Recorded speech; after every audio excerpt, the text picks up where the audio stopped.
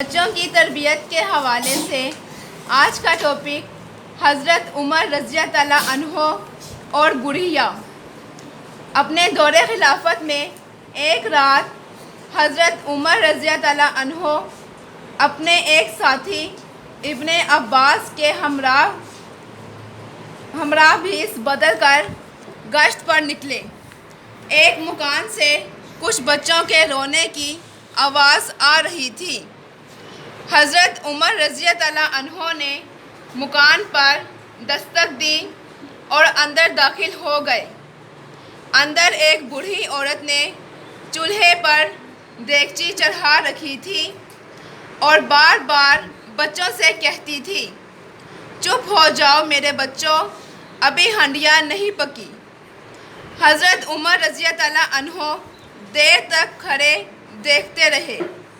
پھر بڑھیا نے کہا، بچے بھوک سے بلک رہے ہیں اور تم ہنڈیا ابالے جا رہی ہو۔ بڑھیا نے غمگین لہجے میں کہا، آخر اور کیا کروں، ہنڈیا میں صرف پانی ہے اور کنکر ہیں۔ چاہتی ہوں کہ بچے کسی طرح انتظار کرتے کرتے سو جائیں۔ حضرت عمر رضی اللہ عنہ نے یہ سن کر بڑھیا سے کہا، ہم ابھی آتے ہیں، بچوں کو سونے نہ دینا۔ پھر حضرت عمر رضی اللہ عنہ ابن عباس رضی اللہ عنہ کے ساتھ جلدی سے اپنے گھر پہنچے اور آٹے کا ایک تھیلا، کچھ مسالے اور ایندھن اپنے کاندھوں پر لادا۔ روغن کا ایک ڈبہ ابن عباس کو پکڑایا اور بڑھیا کے مکان کی طرف روانہ ہوئے۔ راستے میں ابن عباس سے کہتے جا رہے تھے، تیزی سے قدم بڑھاؤ، بچے سو نہ جائیں۔ بوجھ کی وجہ سے حضرت عمر رضی اللہ عنہ کی کمر دوہری ہوئی جا رہی تھی اور پیشانی پسینے سے تر تھی۔ ابن عباس نے کئی بار درخواست کی کہ اپنا بوجھ مجھے دے دیجیے، لیکن حضرت عمر رضی اللہ عنہ نے ہر بار یہی کہا، بھائی، کیا قیامت کے روز بھی تم میرے گناہوں کا بوجھ اٹھاؤ گے؟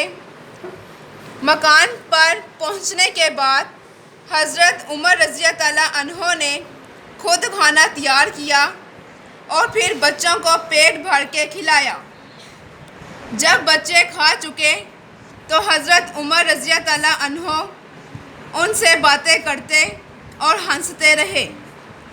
بچوں کے سو جانے کے بعد بڑھیا نے بتایا کہ چند ماہ پہلے بچوں کے باپ کا انتقال ہو گیا اور اب دانے دانے کو محتاج ہیں، اور ایسا کوئی آدمی نہیں جو میری حالت خلیفہ وقت حضرت عمر رضی اللہ عنہ کو جا کے بتائے۔ حضرت عمر رضی اللہ عنہ نے کہا، فکر نہ کرو، خلیفہ کو تمہاری حالت سے آگاہ کر دوں گا اور تمہارے لیے وظیفہ مقرر کروا دوں گا۔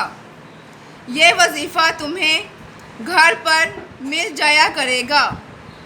حضرت عمر رضی اللہ عنہ گھر لوٹے تو فجر کی اذان ہو رہی تھی۔